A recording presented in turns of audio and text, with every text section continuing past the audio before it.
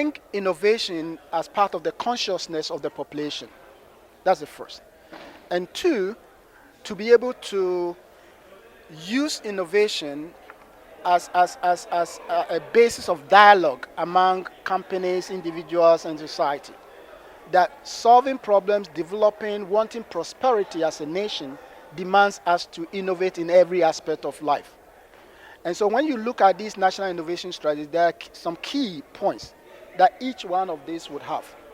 First, how do we build innovation capacity of people, companies, government, and all that, right? Two, what kind of areas do we have to support as a government? We have to support innovation, right? If you go to UAE, they have one. China, they have one. How do we celebrate and recognize people's achievements in innovation?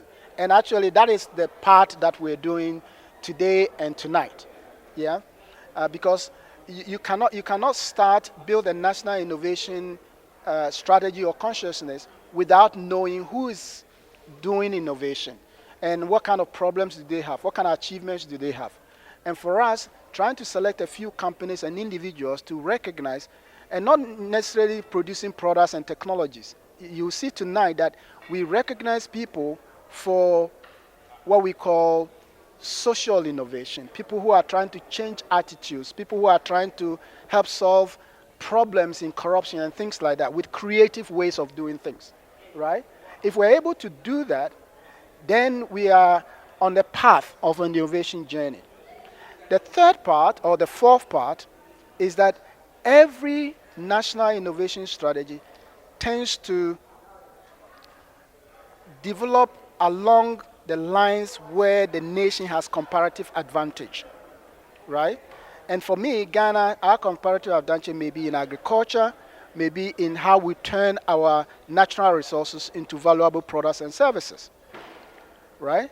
And so I'm looking at things like our cocoa, our bauxite, our diamonds, wherever, our gold. How do we make sure that as part of the national Ghana Beyond Aid agenda, we actually create more value? Not just adding value, but create new value out of this, right? So these are 5 key points that I think if a government really wants us to become beyond aid, if you don't mind my mix-up, we have to focus on. And if we focus on this and support this, then it becomes an actionable thing, not just a slogan, Ghana Beyond Aid. What is it? Doesn't mean nothing. Unless we have some actionable template that shows that, these companies, these government entities, these individuals are doing A, B, and C, and they are all reflected in the creation of new things that allow us to meet this objective of the Ghana Beyond Aid agenda.